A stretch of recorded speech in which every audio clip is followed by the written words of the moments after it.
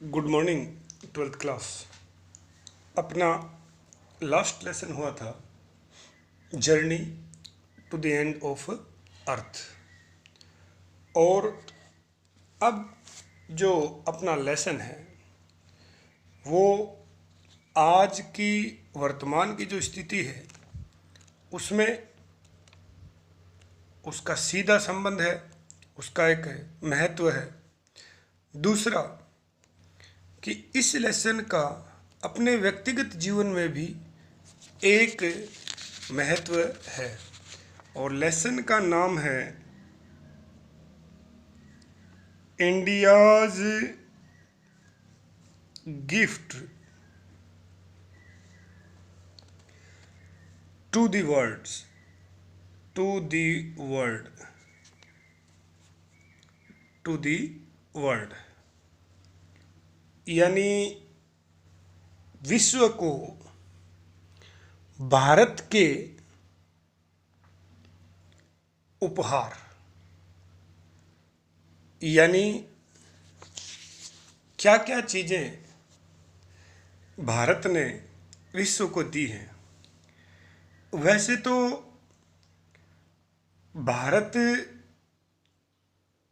कोई एक देश या प्रांत का नाम नहीं है।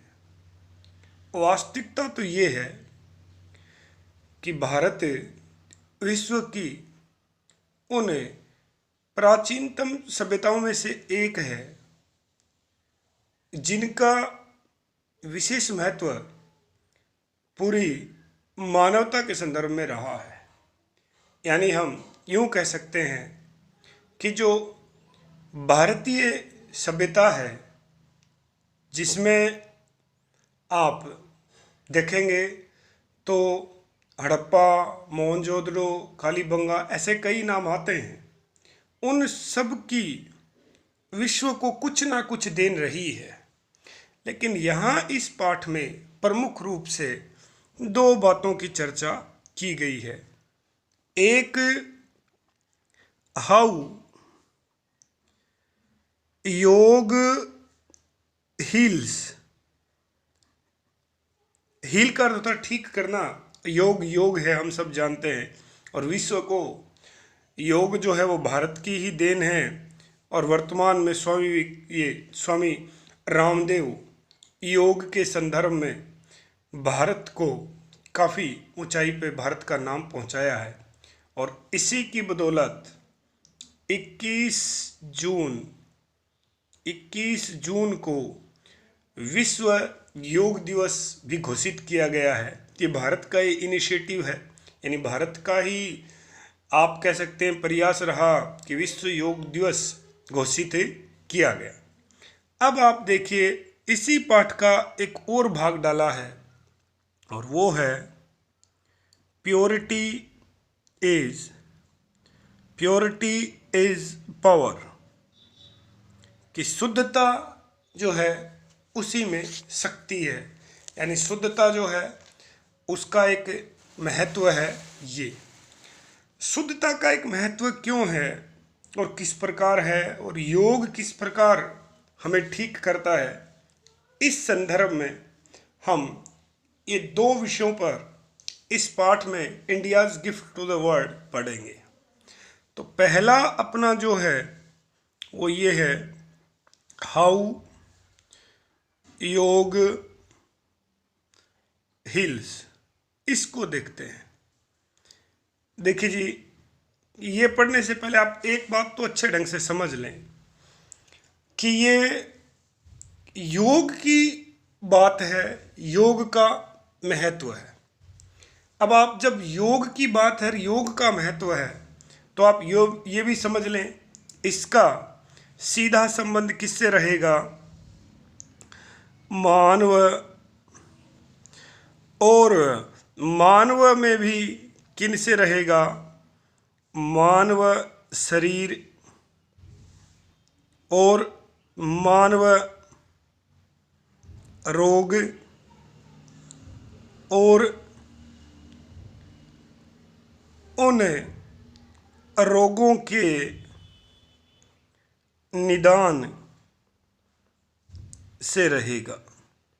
ये बात तो तय है कि जब योग की आप बात कर रहे हैं, योग की जब आप बात कर रहे हैं तो योग का संबंध ही किससे है? मानव यानी मानव शरीर से। मानव रोग जो इंसान जिनका सामना करता है और रोगों के निदान से, इस पे इसकी चर्चा रहेगी। यानी कुल मिला के आप यूँ कह सकते हैं कि ये बायोलॉजी का टॉपिक मान सकते हैं, क्योंकि इस पाठ में आपको लगभग जीव विज्ञान के ही शब्द देखने को मिलेंगे।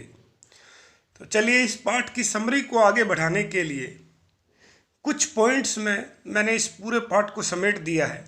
यानी आप कह सकते हैं कि ये समरी आप समझ गए, दिमाग में बैठा लिए, तो पूरा पाठ भी आपके दिमाग में बैठ गया। आपके क्वेश्चन आंसर हो, चाहे एडिशनल क्वेश्चन आंसर हो, आपके गलत नहीं होंगे, आप आराम से उनको कर पाएंगे। देखिए, पहला बिंदु हम रखे हैं और पहला बिंदु ये है, इट हैज़ बिकम।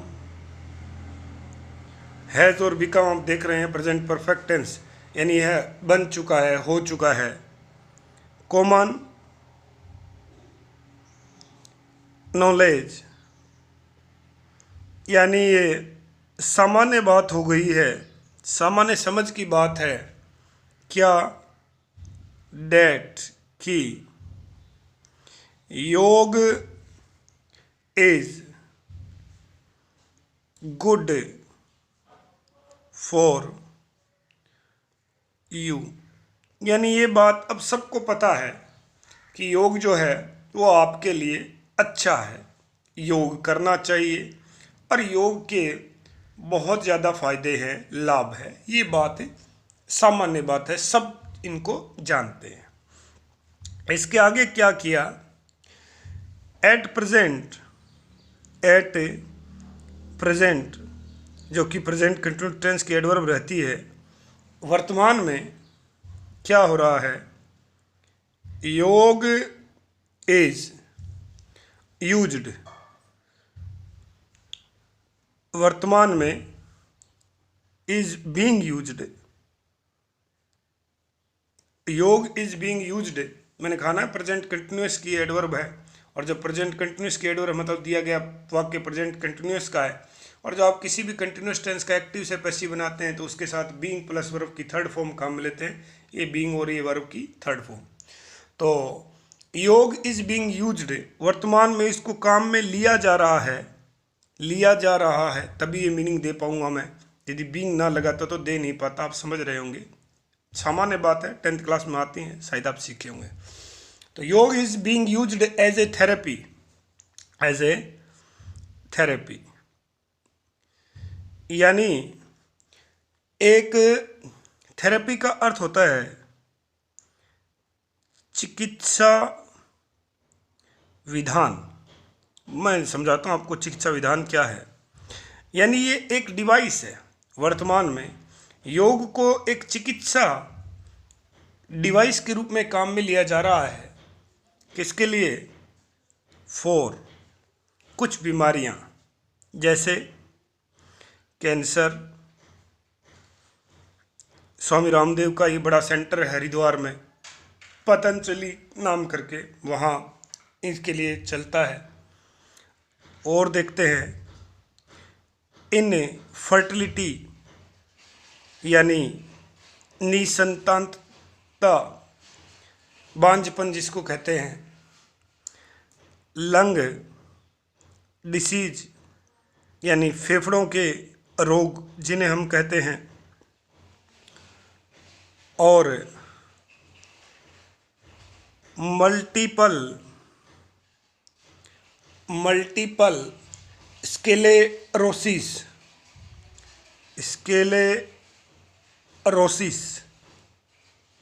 ये मल्टीपल स्क्लेरोसिस एक ऐसी बीमारी है जिसमें हमारी जो प्रतिरक्षा प्रणाली की नसों का जो कवच है वो खत्म हो जाता है। यानी आप ये कह सकते हैं कि जब ये बीमारी, मैं लिख देता हूँ यहाँ, मल्टीपल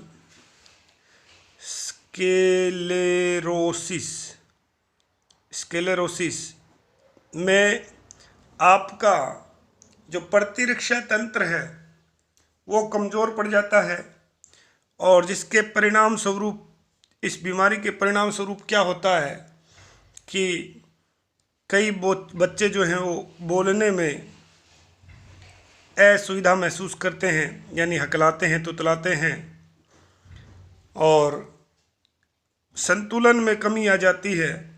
यदि वृद्ध व्यक्ति में होगा तो उसका शरीर में पूरे में कंपन शुरू हो जाएगा और अस्थिरता हो जाती है, मानी बॉडी की स्थिरता नहीं बनी रहेगी। ये ऐसे कुछ लक्षण हैं इस बीमारी के। और भी कुछ बीमारियां हैं जिनसे लड़ने के लिए आज योग को काम में लिया जा रहा है, जैसे इनसोमेनिया अनिंद्रा है। अनिंद्रा यानी बहुत लोग ऐसे हैं शहर में जिनको नींद ही नहीं आती, गोलियां लेके सोते हैं, तो उसके लिए योग को काम में लिया जाता है। और भी देख सकते हैं, जैसे आप हाई ब्लड प्रेशर यानी बीपी की प्रॉब्लम जिनको है, उच्च रक्तचाप जिसको हिंदी में कहते हैं, बायोलॉजी के स्टूडेंट के लिए उनको ऐसा लग रहा हो जैसे हम बायोलॉजी पढ़ रहे हैं वर्तमान में, तो आप कह सकते हैं कि वर्तमान में योग को कैंसर, कर्क रोग, इनफर्टिलिटी, निसंतानता, लंग डिसीज यानी फेफड़ों की बीमारी, और मल्टीपल स्क्लेरोसिस जो मैंने अभी बताया, ये स्नायु तंत्र से जुड़ी हुई एक बीमारी रहती है जिसकी वजह से ये इफ़ेक्ट्स आते हैं, वो इनसोमनिया, अनिंद्रा और हाई ब्लड प्रेशर जैसी बीमारियों से लड़ने के लिए आज योग को एक थेरेपी के रूप में काम में लिया जाता है, यानी एक डिवाइस के रूप में योग को काम में लिया जाता है। इतना कुछ करने के बाद भी आप इसमें एक और नाम भी लिख सकते हैं, ये भी बार बार काम में आता है, डॉक्टर्स वगैरह कहते हैं, जॉइंट पेन, यानी जिन वृद्ध व्यक्तियों को जोड़ों का दर्द होता है उनके लिए भी योग को काम में लिया जाता है। अच्छा जी, इतना सब कुछ है, मानी योग के इतने फायदे हैं, लेकिन फिर भी, तो अगला point, yet there is very little awareness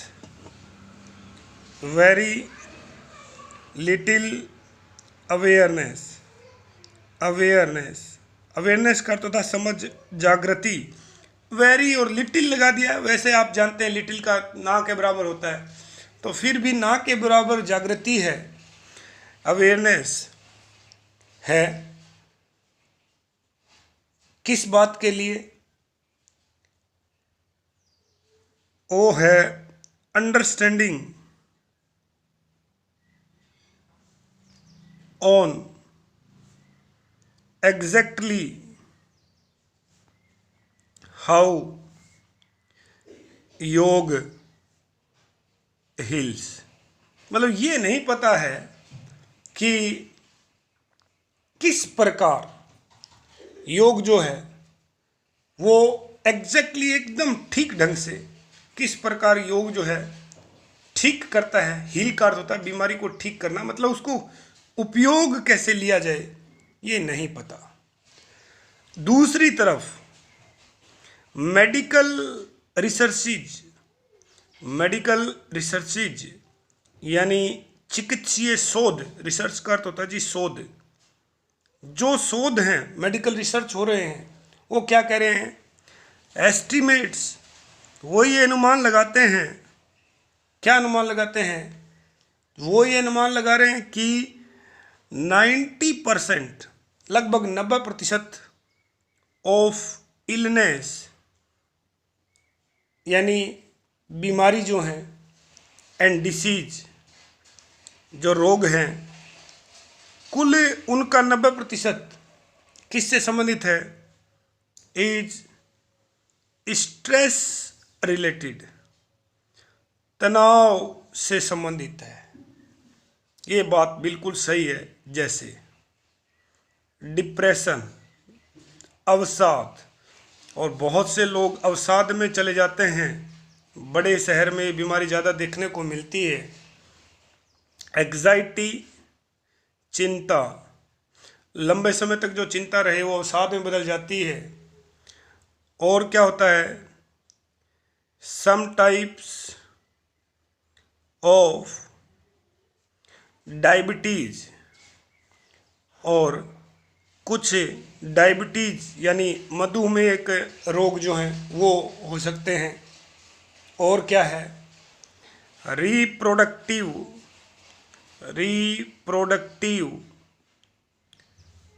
problem, यानी जननांग जो हैं उनसे संबंधित कुछ बीमारियां। और भी कई बीमारी हैं, जैसे कोलाइटिस है। कोलाइटिस एक रोग है जी, ये बड़ी आंत से संबंधित रोग है। ऐसे कुछ बीमारियां, कुल का 90% किससे संबंधित है, स्ट्रेस से। अब आप ध्यान से देखना कि स्ट्रेस से संबंधित है 90% बीमारियां। तो फिर क्या ऐसी कोई चीज है जो स्ट्रेस को घटा दे? और फिर स्ट्रेस किस प्रकार आता है उस पर अब आगे चर्चा होगी। तो अगला पॉइंट फिर अपना बना, what we feel as stress, कि तनाव के रूप में हम जो भी महसूस करते हैं, इज द प्रोडक्ट, वह उत्पाद है, प्रोडक्ट है, ऑफ द सिंपैथेटिक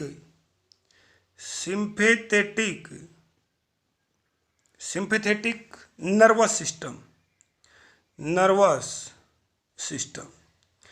अब ये सिंपैथेटिक नर्वस सिस्टम क्या है? ये है जी आपका, हिंदी में से कहते हैं अनुकंपी तंत्रिका तंत्र।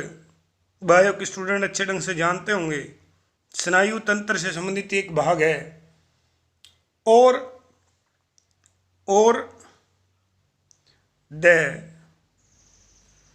ये भी 10वीं कक्षा में आता है खूब, फाइट और फ्लाइट। फाइट का अर्थ है सामना करना, लड़ना, और फ्लाइट का अर्थ है भाग जाना, रेस्पॉन्स। यानी कोई समस्या आपके सामने आएगी, आपने सांप देखा, या तो आप उसे मारने का संकल्प लेंगे और या वहां से भाग जाने का संकल्प लेंगे। तो ये कह रहा है स्ट्रेस उस समय आता है। और ये जब चीज आती है उसका रिजल्ट क्या रहता है, मानी परिणाम स्वरूप क्या होगा? तो क्या होगा, सबसे पहले तो इमीडिएट तुरंत क्या आ जाएगा, सर्ज, उछाल आ जाएगा, गति बढ़ जाएगी, इन हार्ट रेट, यानी हृदय की गति तुरंत बढ़ जाएगी। ये बात सही है। माने आप बड़ी दुर्घटना होने से बच गई तो आपकी हृदय की गति काफ़ी तेज हो जाएगी। और क्या बढ़ जाएगा, ब्लड प्रेशर, रक्तचाप बढ़ जाएगा आपका। बिल्कुल सही बात है। स्वेटिंग, आपको पसीने आ जाएंगे, पसीने छूट जाएंगे। बिल्कुल सही बात है। किसी बड़ी समस्या का सामना करते, पता नहीं कितने बार आता है कि ये करते समय मुझे पसीना आ गया। और क्या हो जाएंगी, सैलो ब्रीदिंग, आपकी सांसें गहरी हो जाएंगी, यानी एक तरीके से आपको सांस ही नहीं आएगा, सांस फूल जाना जिसको कहते हैं। और क्या रुक जाएगा, मेटाबॉलिज्म भी आपका रुक सकता है, यानी उपापचय की क्रिया। ये सारी चीज़ें आपकी उपापचय की क्रिया, भोजन को जो ऊर्जा में बदलने की क्रिया है वो। इस रेस्पॉन्स को वो कह रहा है what we feel as stress, कि तनाव के रूप में हम जो भी महसूस करते हैं, is the product of sympathetic nervous system. वो जो उस समय जो निकलता है, जो भी आप कह सकते हैं कि आपका उस समय जो भी बहाव निकल के आता है, जो हार्मोन स्रावित होता है, उस हार्मोन की भी बात करेंगे।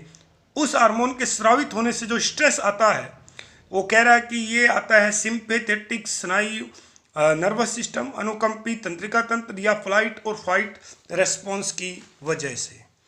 अब इसके आगे ये कहा गया है the fight and flight response shuts down, और जब ये लड़ो या भागने की जो स्थिति है वो पैदा होती है तो वो सबसे पहले शट डाउन कर देती है किसको? डाइजेशन को, यानी पाचन क्रिया उस समय एक सामान्य इंसान की रुक जाती है। एंड और क्या है? इलिमिनेशन, यानी आपके उत्सर्जन की क्रिया भी रुक जाएगी। एंड रिड्यूसीज, और वो क्या घटा देगा? ब्लड फ्लो, रक्त के बहाव को, टू द इंटरनल ऑर्गन्स, जो आपके आंतरिक अंग हैं, उनके आंतरिक अंग जो हैं उनके अंदर रक्त के बहाव को भी वो घटा देगा। मैंने पहले ही कहा था कि आपको एक बार ये लगेगा जैसे हम बायो पढ़ रहे हैं। आप ये कह सकते हैं कि जब ये कार्य होता है, ये फ्लाइट और फाइट, लड़ो या फिर भाग जाओ, ये 10th क्लास में मिलता है, 11वीं की बायोलॉजी में होता है, उस समय एक हार्मोन स्रावित होता है कोर्टिसोल। तो ये क्या कह रहे हैं कि ये जो प्रक्रिया होती है ये वास्तव में बहुत अच्छी है, लेकिन कब? देखिए जी, इन शॉर्ट टर्म, थोड़े समय के लिए, दिस स्ट्रेस, ये जो तनाव होता है, reaction, stress reaction is a good thing, कि कुछ समय के लिए, सेकंड, 2 सेकंड, 4 सेकंड के लिए यदि ये रहे तो कोई दिक्कत नहीं, ये सही है। अब ये सही क्यों है? देखिए, ये इसलिए सही है, the fight and flight, the fight and flight response, यानी आपका लड़ना और भाग जाने की जो रेस्पॉन्स है, जो प्रतिक्रिया, वो क्या करती है? प्रिपेयर्स, तैयार करती है, अस, हमें, टू रेस्पोंड, कि हम प्रत्युत्तर दें, किसको? टू एनी, किसी भी, एनवायरमेंटल, पर्यावरण में होने वाली, थ्रेट, भय को, बाई फाइटिंग, या तो आप उसका लड़कर प्रत्युत्तर देंगे यानी उसका सामना करेंगे, या फिर अगेंस्ट इट, माने उसके विरुद्ध आप लड़ेंगे, और या फिर आप क्या कर जाएंगे? फलिंग, आप भाग जाएंगे। जैसे अभी मैंने कहा कि आप खेत में अचानक आपको सांप दिखाई देता है तो या तो आप उसे मारने के लिए आगे बढ़ेंगे और या वहाँ से भाग जाएंगे। तो उस समय आप उसको मारने के लिए आगे बढ़ेंगे या भाग जाएंगे, आपको तैयार करने के लिए शरीर के अंदर एक सिस्टम है, वो है फाइट एंड फ्लाइट रेस्पॉन्स जिसको बोलते हैं, और जो मैंने अभी कहा सिंपैथेटिक नर्वस सिस्टम से भी जुड़ा रहता है, जिसको अनुकंपी तंत्रिका तंत्र, यानी अपनी केंद्रीय तंत्रिका तंत्र, स्नायु तंत्र से जुड़ी हुई एक इकाई ये हमें करती है। लेकिन इसका आगे क्या कहा है उसने? बट, लेकिन लॉन्ग टर्म, लेकिन ये स्थिति लंबे समय तक बनी रहे कि आप लड़ें या भागें, उससे क्या होगा?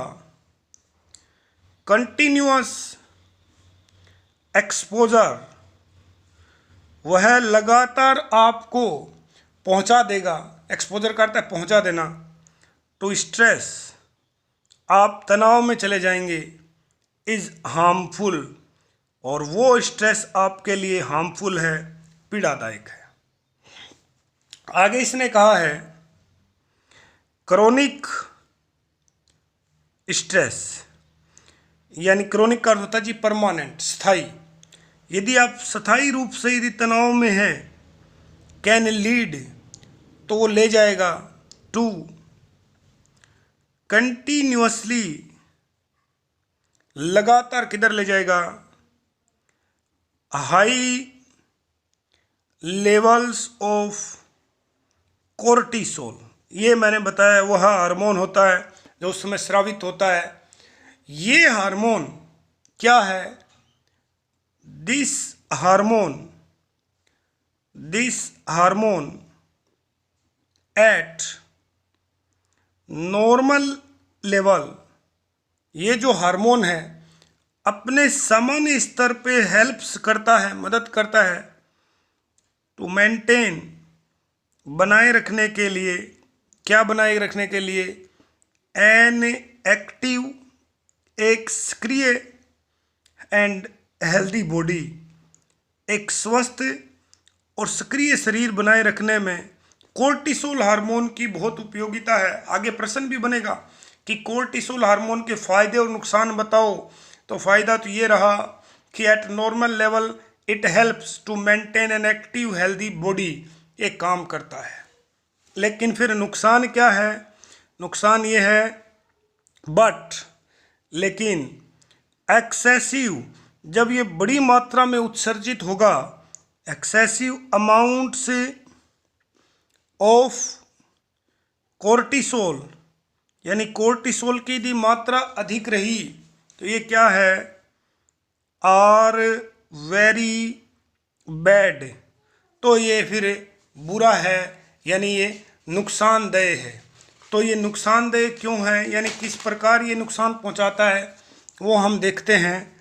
देखिए जी, ये इसलिए नुकसानदेह है, high levels of cortisol hormone, high levels of cortisol, high levels of cortisol hormone can also increase, ये बढ़ा देगा। क्या बढ़ा देगा? योर हार्ट रेट, कि सबसे पहले तो आपके हृदय की गति को बढ़ा देगा, ये हार्ट रेट को बढ़ा देगा। और क्या कर देगा? ये ब्लड प्रेशर, आपके रक्त दाब को बढ़ा देगा। और क्या बढ़ा देगा? And cholesterol. और ये कोलेस्ट्रॉल जो शब्द है ये तो मेरे शायद में हर विद्यार्थी को पता होगा। ये कोलेस्ट्रॉल जो है हार्ट अटैक के लिए सबसे उत्तरदायी रहता है। इन सब की मात्रा ये बढ़ा देगा। लेकिन फिर भी अपना जो शरीर है देखिए, उसकी खास बात देखिए, फॉर्चुनेटली, सौभाग्य से द बॉडी, जो अपना शरीर है, हैज़ ए नेचुरल, अपने शरीर में एक नेचुरल काउंटर बैलेंस होता है। काउंटर बैलेंस यानी रोग प्रतिरोधक क्षमता होती है टू द फाइट और flight response, to the fight और फ्लाइट रेस्पॉन्स, यानी ये जो फाइट और फ्लाइट रेस्पॉन्स की जो प्रक्रिया है उसके भी विरुद्ध, यानी काउंटर बैलेंस में एक चीज़ होती है और वो है आपका पैरासिम्पैथेटिक नर्वस सिस्टम, यानी परानुकंपी तंत्रिका तंत्र, यानी स्नायु तंत्र का मेन पार्ट आप कह सकते हैं, जो फ्लाइट और फाइट के अगेंस्ट रहता है। और ये जो पैरासिम्पैथेटिक नर्वस सिस्टम है, ये एक प्रमुख भूमिका निभाता है शरीर को अपनी जो इनहेरेंट हेलिंग एबिलिटी है, यानी जन्मजात मानव स्वभाव, मानव के अंदर जो क्षमता है रोग से या किसी समस्या से लड़ने की, उसको बढ़ाता है। तो इसके आगे इसने लिखा है the parasympathetic nervous system,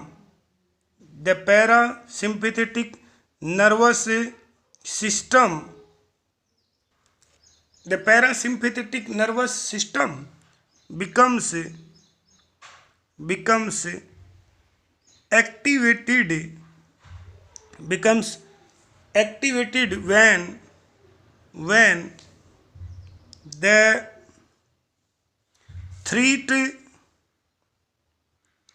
threat or स्ट्रेसटेटर यानी तनाव देने वाली चीज has passed or ended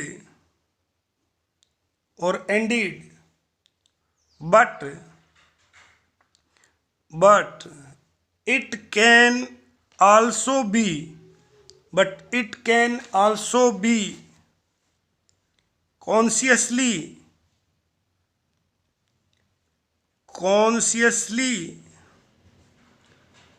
activated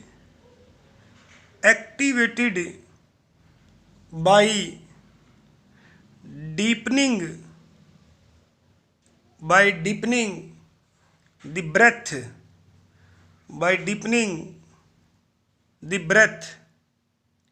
and by relaxing the skeleton muscles. देखिए जी, ये क्या है, ध्यान से देखिए। आप ये कह रहे हैं कि फाइट और फ्लाइट के काउंटर बैलेंस आपके पास, यानी इसको भी संभालने के लिए आपके पास क्या है, पैरासिम्पैथेटिक नर्वस सिस्टम है। ये इस पार्ट में बताया गया। तो पहले ये भी जान ले कि पैरासिम्पैथेटिक नर्वस सिस्टम है क्या, यानी प्राणुकंपित तंत्रिका तंत्र क्या है। The parasympathetic nervous system becomes activated, यह सक्रिय तब होता है, देखिए ये सक्रिय होता है जब समस्या आपके सामने खड़ी है, तब ये होता है। और उस समय ये कोर्टिसोल हार्मोन को स्रावित करता है। कुछ समय के लिए यदि ये क्रिया रहती तो अच्छी रहती है, लेकिन लंबे समय तक रहे तो नुकसान करेगी। ये होता है उस समस्या के दौरान। जबकि आप देखिए, the parasympathetic nervous system becomes activated, यह सक्रिय होता है व्हेन द थ्रेट, जब आपका डर और स्टेटर यानी तनाव देने वाली चीज हैज पास्ड, वह जा चुकी हो और एंड या खत्म हो गई हो। But it can also be consciously का अर्थ होता है जानबूझकर यानी अपनी मर्जी से एक्टिवेटेड। आप इस पैरासिम्पैथेटिक नर्वस सिस्टम को खुद भी एक्टिवेट कर सकते हो बाय डीपनिंग द ब्रेथ, गहरी सांस लेके। और आप देखते हैं कि जो धावक होते हैं या वजन उठाने वाले भारोत्तोलक होते हैं, वो पहले अपनी गहरी सांस लेते हैं, अपने आप को रेडी करते हैं, वार्म अप करते हैं। वो यही चीज़ है, वो अपने पैरासिम्पैथेटिक नर्वस सिस्टम को एक्टिवेट करते हैं। And by relaxing the skeletal muscles, या फिर आप अपनी जो मसल्स है उनको आराम दे के भी इसको कर सकते हैं, मैंने शिथिल अवस्था में जाके भी आप इसको एक्टिवेट कर सकते हैं, ये उसने बताया। तो प्रश्न बनेगा, फाइट और फ्लाइट का काउंटर बैलेंस क्या है। पैरासिम्पैथेटिक नर्वस सिस्टम एक्टिवेट कब होता है, जब वह समस्या चली जाए तब, जबकि ये फाइट और फ्लाइट समस्या के दौरान होता है। और ये किसको पैदा करता है, कोर्टिसोल हार्मोन, जिसका सामान्य लेवल रहे तो अच्छा है, लेकिन उच्च रहने पर वह नुकसानदायक है, कुछ समस्याएं पैदा करता है, पीछे लिखी हैं, आप दोबारा देखेंगे। चलिए जी, अब एक और पॉइंट निकलता है, द रिलैक्सेशन रेस्पॉन्स, यानी जब आप रिलैक्सेशन की अवस्था में जाते हैं, शिथिलता की अवस्था में जाते हैं, इज ऑल्सो नोन, ये आया अपनी 10वीं कक्षा में, इसको इस नाम से भी जाना जाता है, क्या नाम से, as the rest and renew stage, ये आता है जी। और ये कब काम में ली जाती है, जब आप जैसे दौड़ लगा लिए तो उसके बाद सीधे कुर्सी पर नहीं बैठेंगे, वो धावक होते हैं, लेटते नहीं हैं, वो धीरे धीरे अपनी बॉडी को रिलैक्स और रिन्यू स्टेज में ले जाते हैं, ये तब होता है। फिर अब आता है, ये सारी चीज़ें तो उसने विज्ञान के संदर्भ में बताई। अब बात जो आएगी निकल के, वो आएगी आपके योग के संदर्भ में, यानी योग के संदर्भ में इन सब का क्या मामला है, योग क्या करता है फिर। तो देखिए जी, द मेन यानी मुख्य, the main work of yogic यानी योग की एक्सरसाइज, यानी योग के दौरान जो आप एक्सरसाइज करते हैं उनका मुख्य क्या है, आर इनवर्टिंग। इनवर्टिंग का अर्थ होता है उलट पलट। उलट पलट, एक तो योग में शरीर को उलट पलट करते हैं, ठीक बात है। एक क्या करते हैं, ट्विस्टिंग करते हैं। ट्विस्टिंग का अर्थ होता है मोड़ना, ठीक बात है। एक क्या करते हैं, कंपैरिजिंग, यानी सिकुड़ना। किसको सिकुड़ते हैं, ऑफ बॉडी ऑर्गन्स, यानी शरीर के जो अंग है। जैसे आप अनुलोम विलोम की प्रक्रिया करते हैं तो उसमें सांस पहले फेफड़ों को सिकुड़ते हैं फिर खोलते हैं, वो कंपैरिजन है, सिकुड़ना है।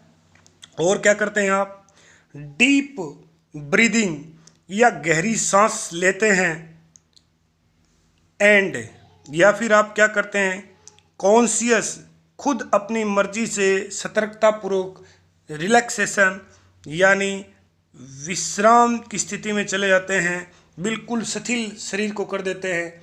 ये main work of yogic exercise है। ये उसके कुछ प्रक्रियाएं हैं, वो आगे कहेगा कि बॉडी को इन्वर्टिंग करते हैं, ट्विस्टिंग करते हैं, कंपैरिजिंग करते हैं, ये सारा योग में आता है, ये करते हैं। चलिए फिर प्रश्न बनेगा कि योग क्या करता है। Not only does yoga practice, कि योग की प्रैक्टिस न केवल क्या करती है, टू एक्टिवेट द पैरासिम्पैथेटिक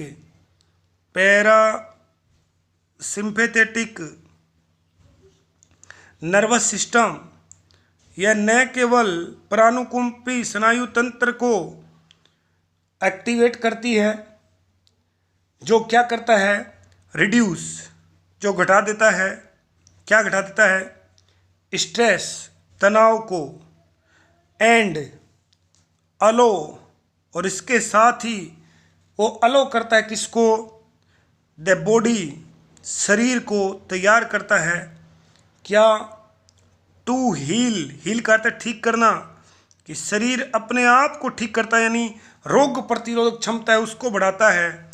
और इसके साथ ही बट द प्रैक्टिस ऑफ योग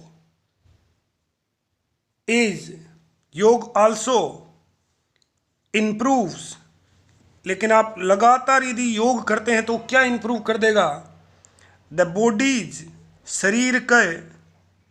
शरीर का इनहेरेंट, यानी जन्मजात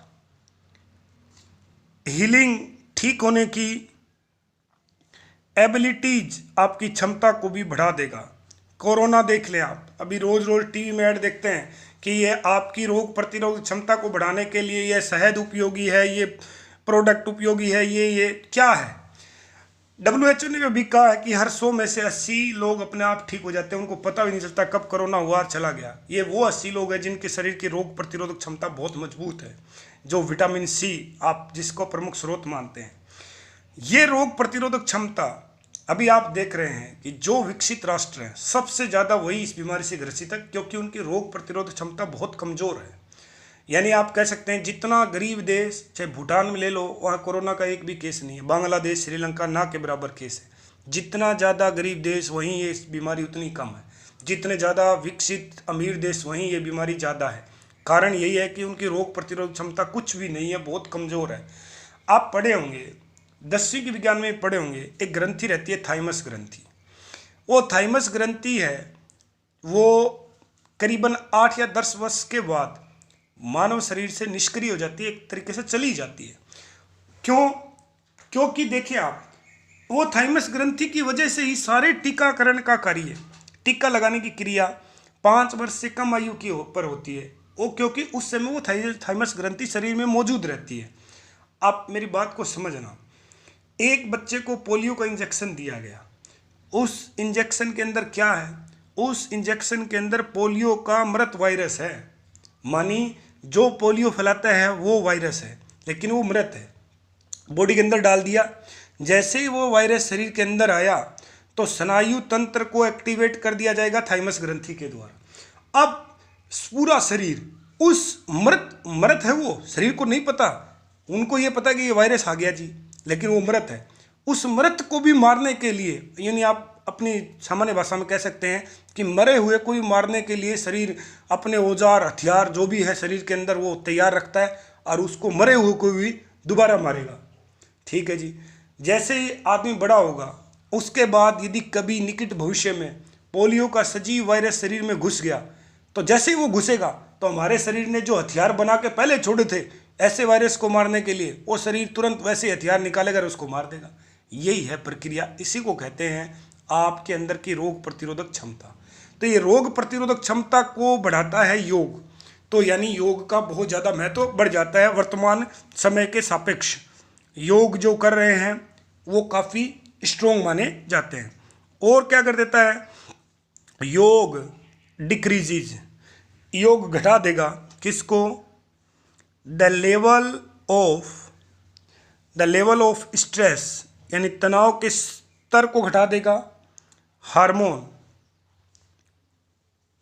कोर्टिसोल इन द ब्लड, और ये सारी चीज़ें जानते हैं आपकी रक्त में रहते हैं, और कोर्टिसोल के स्तर को वो घटा देगा। ठीक है जी। और क्या करेगा, योग की ही एक विधि होती है मेडिटेटिव प्रैक्टिस, यानी ध्यान लगाना। द मेडिटेटिव प्रैक्टिस ऑफ योग, यानी योग की मेडिटेटिव जो स्थिति है जिसमें आप ध्यान लगाते हैं वो क्या करेगी, हेल्प, वो मदद करेगी टू रिड्यूस, घटाने में। यानी आप ध्यान यदि रोज लगाते हैं तो आपके स्ट्रेस तनाव को, अवसाद को घटाएगी। एंड एक्टिवेट्स, और सक्रिय बनाएगी किसको, फाइट एंड फ्लाइट रेस्पॉन्स, उस प्रतिक्रिया को भी वो बढ़ा देगी। और आखिरी सेकंड लास्ट पॉइंट है वो ये है आपका कि प्रैक्टिसिंग योग, यदि आप योग की प्रैक्टिसिंग कर रहे हैं, also encourage one two lead ए हेल्दियर लाइफ स्टाइल। आल्सो का अर्थ है भी, एनकरेज का अर्थ है प्रोत्साहित करना, लीड का अर्थ है जीना या आगे बढ़ना, हेल्दियर स्वच्छ लाइफ स्टाइल जीवन शैली, यदि आप उसको काम में।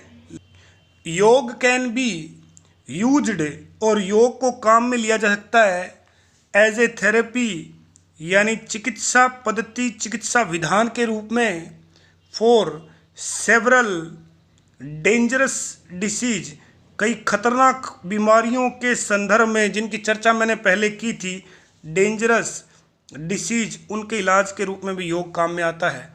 और ये हम सब जानते हैं कि वर्तमान में 21 जून को विश्व वर्ल्ड योग डे सेलिब्रेट किया जाता है। और मेरे शायद में 2020 को संडे को आया था ये विश्व योग दिवस। तो ये इसका इंडियाज़ गिफ्ट टू वर्ल्ड, यानी भारत का विश्व को उपहार जो है उसका पार्ट 1 मैंने आपको हाउ योगा हिल्स करवा दिया, सारे की पॉइंट सब चीज़ बता दी। आप यदि ये ध्यान से देखेंगे तो जब मैं पाठ लाइन टू लाइन पढ़ाऊँगा आपके लिए बिल्कुल बच्चों का खेल होगा। आप पहले ये सारी चीज़ें समझ चुके हुए हैं, तो इसमें थोड़ा टाइम दें। जैसे 45 मिनट का वीडियो तो आप कम से कम 60-70 मिनट इसको दें, सारी बातें पहले लिख लें PDF से, और फिर आप उसको, पहले यही रहता कि आप PDF से पूरा लिख लें और फिर वीडियो स्टार्ट करके उसको पॉइंट देखें, आपके समझ आ जाएगा।